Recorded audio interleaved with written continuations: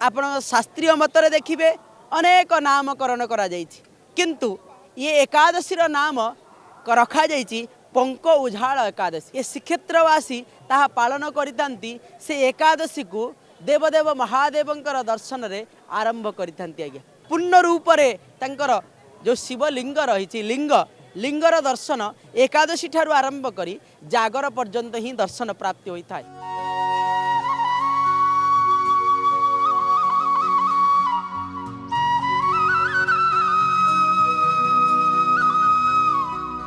सबु एकादशी होउछि प्रभुंकर कालिया शांतंकर बा विष्णुंकर किंतु गोटे एकादशी जहा होउछि देवदेव महादेवंकर।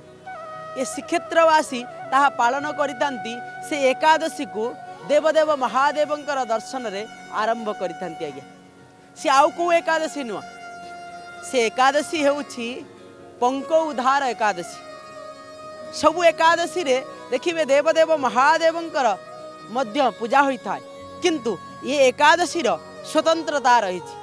आपण शास्त्रीय मतरे देखिए अनेक नामकरण करा जाइछि किंतु ये एकादशी नाम रखा जाइछि पंक उझाल एकादशी बा पंक उद्धार एकादशी। एभली भाव में नामकरण पछरे कौन रही स्वतंत्रता ता मध्य आमे जानिबा दरकार। देखिए प्रत्येक मासरे दुई दुईटी एकादशी आसी थाए।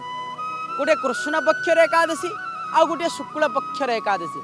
से भली भाव में जेतेबेले जागर पूर्वर महाप्रभुंकर शिवरात्र पूर्वर स्वतंत्र भावर सहित ये हूँ मास जेपरी भाव में परिवर्तन होता है, वर्ष जेपरी भाव में परिवर्तन होता है, से भली भाव में एकादशी मध्य नामकरण मध्य परिवर्तन हो जाए। आज्ञा जेते एकादशी आसी थाए से एकादशी रे जगन्नाथंकर पूजा अर्चना समस्ते करितांती। जगन्नाथंकर कृपा लाभ करितांती। सेठारे जगन्नाथंकर मंदिर भिड़ रही है, विष्णु मंदिर भिड़ रही है किंतु यही केवल गोटे एकादशी जाकू पंक उद्धार एकादशी मध्य कहा जाता है। से एकादशी रे कौन होता है ना देवदेव महादेवंकर पाखरे बेसी भिड़ होता है। कारण कौन जानी एठारे कालिया शांत जेपरी भाव में जगतर नाथ जगन्नाथ से भाव में लोकमानंकर नाथ है लोकनाथ। लोकनाथ विराजमान करिसेंती। लोकनाथ जेतेबेले विराजमान करिसेंती सी मध्य लोकमानंकर नाथ।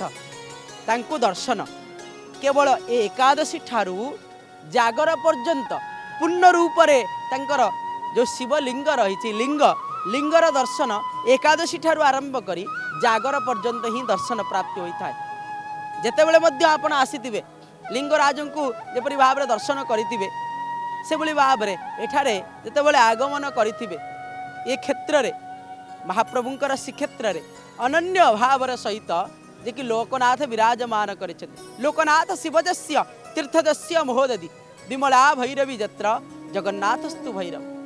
जेतेबेले आस्तांती लोकनाथ को दर्शन पाई न थांती किंतु ये एकादशी दिन महाप्रभुंकर लोकनाथ को दर्शन प्राप्ति हो जाई थाए। सेथिपाई लोकनाथंकर पीठरे अनेक भिड़ अनेक सेठारे चली थाए नीतिकांति। आज्ञा निश्चित भाव में एकादशी दर्शन जेहेतु लोकनाथ को प्राप्ति होता है। लोकनाथ ठारे जागर ठारू आरंभ करी प्रत्येक दिन जहाँ चढ़ा जाए ता बाहरी न था। केवल एकादशी दिन पंक उद्धार एकादशी दिन ही ता संपूर्ण भाव में बाहरी थाए। सेतिपाई ये एकादशी नाम होची पंक उद्धार एकादशी। आउ ए पंक उद्धार करा जाई प्रभुंकर पूर्ण रूप रे शिवलिंगर पूर्ण रूपर दर्शन प्राप्ति होता। से निश्चित भाव में पंक उद्धार एकादशी रे प्रभु को आसतु दर्शन करंतु। देवदेव महादेव लोकनाथंकर दर्शन पाई निश्चित भाव में समस्त प्रकार कृपा लाभ करन। जय जय श्री जगन्नाथ।